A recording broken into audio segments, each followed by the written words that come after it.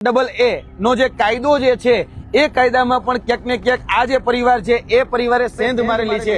તેની સાથે સાથે સરકારી નોકરી હોય તો સરકારી નોકરીમાં પણ સેંધ મારેલી છે। તલાટી, ત્યારબાદ શિક્ષક, ત્યારબાદ પોલીસ કોન્સ્ટેબલ જેવી પરીક્ષાઓની અંદર રાવત તરીકે નિમણૂક લીધેલી છે। ત્યારબાદ જે જિલ્લા પંચાયતની જે સીટો છે એ જિલ્લા પંચાયત તાલુકા પંચાયતની સીટોની અંદર પણ આ જે વ્યક્તિઓ છે એ વ્યક્તિઓ ક્યાંક ને ક્યાંક જોડાયેલા છે, આ થયેલો છે। બીજા જે અન્ય ગામોમાં જે રોટી બેટીના વ્યવહાર થયા છે, જે સગપણ થયા છે, જે સામાજિક રીતે સંબંધો બધાયા છે, એ બધા જ સંબંધો એ રાવણની અંદર થયેલા છે અને લાભ રહી રહ્યા છે રાવત તરીકે, એટલે કે આદિવાસી તરીકેનો લાભ લેવો અને ઓબીસી સાથે સંબંધો કરવા। આ એની મૂળ જે રહે મોડસ ઓપરેન્ડી રહી છે। જે એલ છે એની ઉપર જાણી જોઈને લીટી કરી દેવામાં આવી છે। આ તમે કાસ્ટ વેરિફિકેશન નું સર્ટિફિકેટ જુઓ તો તમને સ્પષ્ટ દેખાશે RAVAL એલ છે એની પર ટી કરી નાખવામાં આવ્યો છે।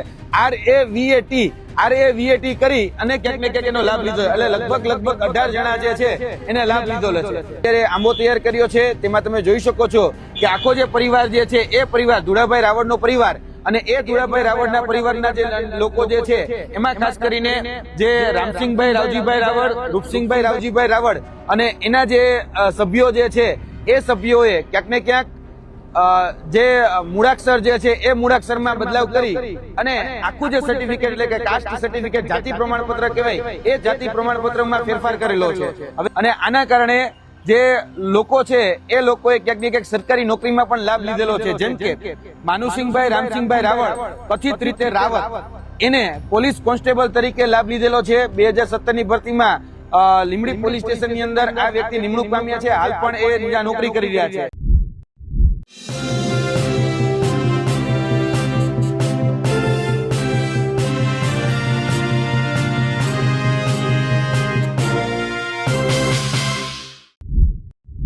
આદિવાસીઓના નામે અલગ પ્રકારના સર્ટિફિકેટ બનાવી લોકો નોકરી મેળવી રહ્યા છે।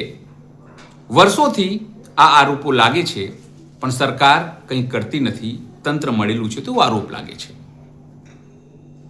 આપના નેતા અને યુવા નેતા જે છે યુવરાજસિંહ જાડેજા, તેમણે સમગ્ર તંત્રની પોલ ખોલી છે। કેવી રીતે? તો સર્ટિફિકેટ બતાવીને કેટલાક પરિવારો જે અન્ય જાતિના છે પણ નોકરી મેળવવા માટે તેમણે આદિવાસીનું સર્ટિફિકેટ બનાવી લીધું છે। તો કેવી રીતે બની ગયું? તો સ્વાભાવિક છે, નીચેથી લઈને ઉપર સુધી જે તંત્રમાં સડો છે, ભ્રષ્ટાચારનો સડો છે, તેની પોલ યુવરાજસિંહે ખોલી છે। નમસ્કાર, હું છું ચિંતામણી પુતનીલ પટેલ, સ્વાગત છે આપનું મારા કાર્યક્રમમાં। આવો જોઈએ યુવરાજસિંહ જાડેજાએ કઈ રીતે આ સમગ્ર પોલ ખોલી છે અને આનાથી કેટલો મોટો નુકસાન થઈ રહ્યું છે આદિવાસી સમાજને, તેની વાત પણ તેઓએ કહી છે। કહેવાય છે કે કામધેનુને ન મળે સૂકું તણખનું લીલાછમ ખેતરો આખલા ચરી જાય છે, એવો જ ઘાટ અત્યારે ગુજરાતની જે ખરેખર સૌથી રીતે જોવા જઈએ તો છેવાડેમાં રહેલો સમાજ એટલે કે આદિવાસી સમાજ અને એ આદિવાસી સમાજના જે સાચા હક, અધિકાર અને ન્યાયની જે લડાઈ છે એ લડાઈમાં જે પ્રમાણપત્રોની વાત આવે ત્યારે પ્રમાણપત્રો, બોગસ જે પ્રમાણપત્રો હોય એ ઝડપથી ઇસ્યુ થઈ જાય છે, પ્રમાણિત પણ થઈ જાય છે અને નોકરી પણ મળી જાય છે। જ્યારે સાચો આદિવાસી જે છે, અનુસૂચિત જનજાતિમાં આવતો વ્યક્તિ, એને પોતાના પ્રમાણપત્ર કરતો એના પ્રમાણપત્રો જે છે એ પ્રમાણપત્રો પ્રમાણિત નથી થતા। આવો જે કિસ્સો મારી સામે આવ્યો છે। આજે એક કહી શકાય કોઈ એક વ્યક્તિની વાત નથી, પરંતુ એક પરિવારની વાત છે અને પરિવારની વાત છે ત્યારે જે મૂળ જે વ્યક્તિ જે છે એ ધુળાભાઈ રાવળ અને એ ધુળાભાઈ રાવળનું જે મૂળ ગામ છે એ નરસિંહપુર, મૂળ સંતરામપુરના વ્યક્તિ છે। જ્યારે એ પરિવારના જે અન્ય જે સભ્યો જે છે એ અન્ય સભ્યો જ્યારે દાહોદ જિલ્લાના સિંગોડ ખાતે એટલે કે સંજેલી તાલુકામાં આવ્યા અને એ સંજેલી તાલુકામાં બોગસ અનુસૂચિત જનજાતિનું એટલે કે એસટી કેટેગરીનું સર્ટિફિકેટ મેળવી અને ક્યાંક ને ક્યાંક જે એસટી કેટેગરી કોટાના જે લાભો હોય એ લાભો લીધા છે, એવું અમારી સામે અત્યારે ક્યાંક ને ક્યાંક આખી જે બાબત જે છે એ બાબત ફલી થઈ છે।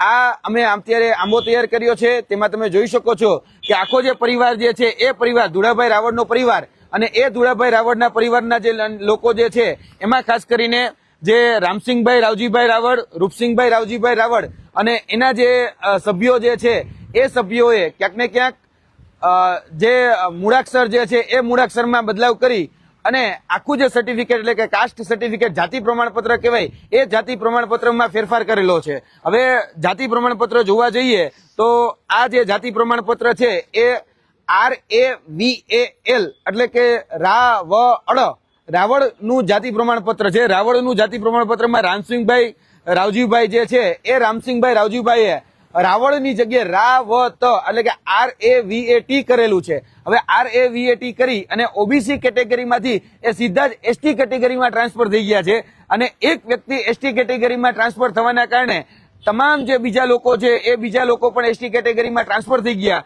અને તેનો લાભ પોતાના પરિવારના જે અન્ય સભ્યો છે એ અન્ય સભ્યોને પણ મળેલો છે. ખાસ કરીને જોવા જઈએ તો અધિકારીઓની મિલીભગત, કાગળમાં છેડછાડ અને તેની સાથે સાથે જે નાણાકીય વ્યવહારો થયા એને કારણે જ આ શક્ય બન્યું એવું મારું માનવું છે.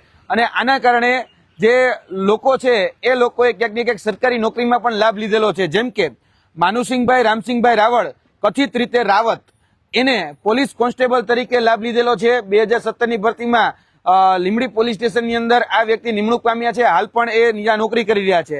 ત્યારબાદ કિરણભાઈ સોમાભાઈ રાવળ જે સંજેલીમાં સરપંચ તરીકે રહેલા છે અને એને પણ આ એસટી કેટેગરી જે છે એ એસટી કેટેગરીના ખોટો લાભ લીધેલો છે. હવે એક મૂળાક્ષર જે છે મૂળાક્ષર બદલી નાખવામાં આવ્યો છે. જોવા જઈએ તો કમલેશભાઈ રામસિંહભાઈ રાવત બરાબર મૂળ તો એ રાવળ છે અને જ્યારે એના સ્કૂલ લિવિંગ સર્ટિફિકેટ આપણે ચેક કરીએ ત્યારે સ્કૂલના જે જીઆર છે એ સ્કૂલના જીઆર તમે જોઈ શકો છો કે જેમાં સ્પષ્ટપણે હિન્દુ રાવળ લખેલું છે. એટલે કે આ વ્યક્તિ મૂર્ત એ ઓબીસીમાં આવે છે.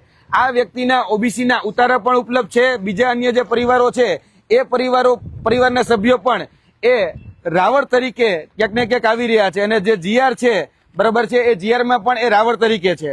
ત્યારબાદ એના બીજા જે સભ્યો છે સંજેલી તાલુકા કુમાર પ્રાથમિક શાળાનું વહીપત્રક જોતા એ આપને ખ્યાલ આવે છે કે આ જે વ્યક્તિઓ છે એ વ્યક્તિ મૂર્ત રાવળ છે. Ramsinhbhai Ravjibhai Raval, Somabhai Ramsinhbhai Raval, Ramanbhai Ramsinhbhai Raval, GR number 2529, Rupsinhbhai Ravjibhai Raval, Chandubhai Rupsinhbhai Raval. આ જે લોકો છે એના 7/12/8 ના જે ઉતારા છે એ 7/12/8 ના જે ઉતારા છે તેમાં પણ આ વ્યક્તિ જે છે એ વ્યક્તિ ક્યાંક ને ક્યાંક રાવળ તરીકે જ જોવા મળશે તમને. પણ અહીં તમે જોઈ શકો છો કે આ 7/12/8 નો જે ઉતારો છે એ 7/12/8 ના ઉતારોમાં આ વ્યક્તિ એ રાવળ તરીકે તમને જોવા મળતો હશે. હવે આમાં બહુ સ્પષ્ટપણે લખ્યું છે કે રાવળ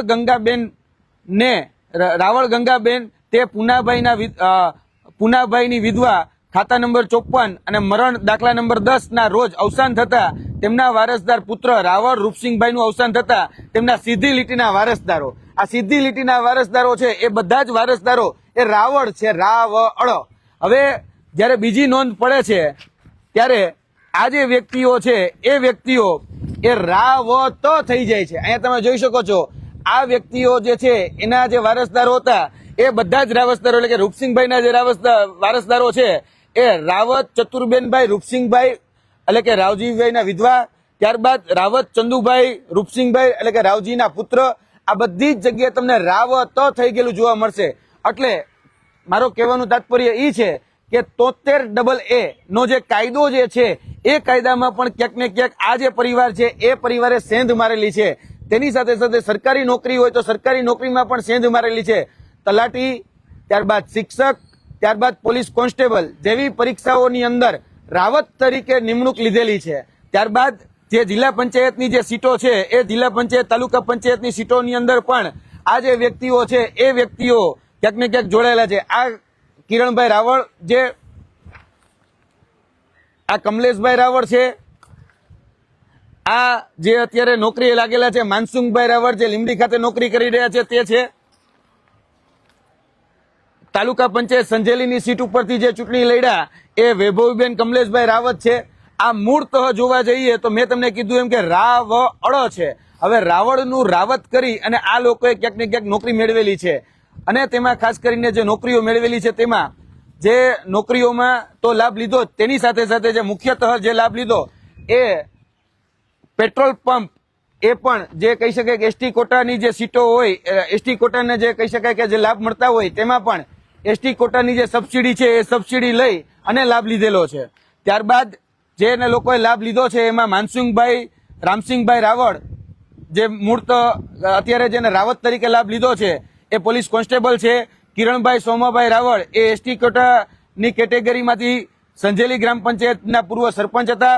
સંતોષભાઈ વાઘજીભાઈ રાવળ એ એસટીના દાખલા લઈ અને ફતેપુરા તાલુકાની કુકસા ગામ જે છે ત્યાં તલાટી તરીકે ફરજ ભજવે છે. હાલમાં જેની દેવગઢ બારિયામાં બદલી થઈ છે. કમલેશભાઈ રામસિંહભાઈ રાવળ જે એસટીના દાખલાના આધારે એ મેડિકલની અંદર એને એડમિશન લીધેલું છે. એટલે મેડિકલ એડમિશન લેવામાં પણ ક્યાંક ને ક્યાંક રાવળ જે છે એનું રાવત કરી અને એડમિશન લીધેલું છે તેનો પણ અમારી પાસે આધાર પુરાવો છે. આ સમગ્ર જે આધાર પુરાવો છે તેમાં અમે આ બધાના રોટી બેટી વ્યવહાર નક્કી જોયા ત્યારે કહી શકાય કે ગાંધીનગરના પાલજની અંદર આમનો રોટી બેટી વ્યવહાર થયેલો છે. ત્યાં રાવળ તરીકે રોટી બેટી વ્યવહાર થયેલો છે. બીજા જે અન્ય ગામોમાં જે રોટી બેટીના વ્યવહાર થયા છે, જે સગપણ થયા છે, જે સામાજિક રીતે સંબંધો બંધાયા છે, એ બધા જ સંબંધો એ રાવળની અંદર થયેલા છે અને લાભ રહી રહ્યા છે રાવત તરીકે, એટલે કે આદિવાસી તરીકેનો લાભ લેવો અને ઓબીસી સાથે સંબંધો કરવા. આ એની મૂર્ત જે રહી એ મોડસ ઓપરેન્ડી રહી છે. ક્યાંક ને ક્યાંક આના માધ્યમથી સરકારને અમે અપીલ કરવા માંગીએ છીએ કે જે લોકો ખોટી રીતે લાભ રહી રહ્યા છે તેને અટકાવવામાં આવે અને આની ઉપર વિજિલન્સની તપાસ કરવામાં આવે. તેની સાથે સાથે આની પર ફોજદારી ગુનો દાખલ કરવામાં આવે એવી આ માધ્યમથી અમારી માંગણી છે. જી, આપના પ્રશ્ન.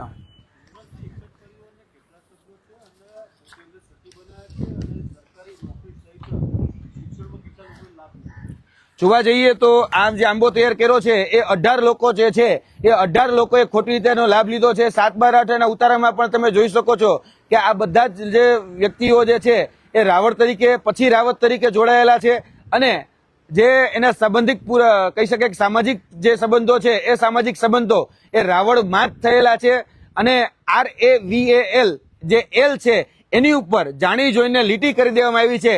આ તમે કાસ્ટ વેરિફિકેશનનું સર્ટિફિકેટ જુઓ તો તમને સ્પષ્ટ દેખાશે RAVAL એલ છે એની પર ટી કરી નાખવામાં આવ્યો છે. RAVAT કરી અને ક્યાંક ને ક્યાંક એનો લાભ લીધો. એટલે લગભગ 18 જણા જે છે એને લાભ લીધેલો છે. અને જો આની મોડસ ઓપરેન્ડીની વાત કરવામાં આવે તો આ જે મોડસ ઓપરેન્ડી છે એ છે કે ખોટું પેઢીનામું બનાવવું, વારસાઈ બનાવી અને એ વારસાઈ બનાવી અને ક્યાંક ને ક્યાંક જે ભળતું નામ હોય એ ભળતું નામને 73AA ની જમીનમાં કોઈનું ભળતું નામ હોય તો એમાં પહેલા નામ જોડી દેવું અને ખોટી વારસાઈના આધારે આ સર્ટિફિકેટ ઇસ્યુ કરવામાં આવે છે. આ માધ્યમથી સરકારશ્રીને પણ અપીલ કરીએ છીએ ફક્ત સોગંદનામાના આધારે એ કાસ્ટ સર્ટિફિકેટ કાઢી દેવામાં ન આવે. કેમ કે ક્યાંક ને ક્યાંક જે સોગંદનામું કરવામાં આવે છે એ જ સોગંદનામાની અંદર ક્યાંક ને ક્યાંક અમને એવું લાગે છે વહીવટથી આર્થિક વગના જોરે કે રાજકીય વગના જોરે એ બધા જ સર્ટિફિકેટો કાઢી દેવામાં આવે છે. જી, જે રીતે યુવરાજસિંહે સમગ્ર ઘટનાની પોલ ખોલી છે તેને લઈને આપ શું વિચારો છો? કારણ કે તંત્ર નિદ્રામાં છે. તંત્રના નીચલા અધિકારીઓ 150, 1000, 2000, 5000 લઈને આ સર્ટિફિકેટ તો બનાવી આપે છે પણ તેમને ખબર નથી કે તે આદિવાસીઓના અધિકાર ઉપર તરાપ માની રહ્યા છે, તેમની સાથે અન્યાય કરી રહ્યા છે. આ અંગે આપ શું વિચારો છો? જરૂરથી અમારા કોમેન્ટ બોક્સમાં કોમેન્ટ કરજો. એ અમારી યુટ્યુબ ચેનલ લાઈક કરો, સબસ્ક્રાઇબ કરો, બેલ આઇકન દબાવો. સાથે અમારા નવા ઇન્સ્ટા પેજ અને ફેસબુક પેજને પણ તમે લાઈક કરો, શેર કરો અને ફોલો કરો. અત્યાર માટે બસ આટલું જ. નમસ્કાર.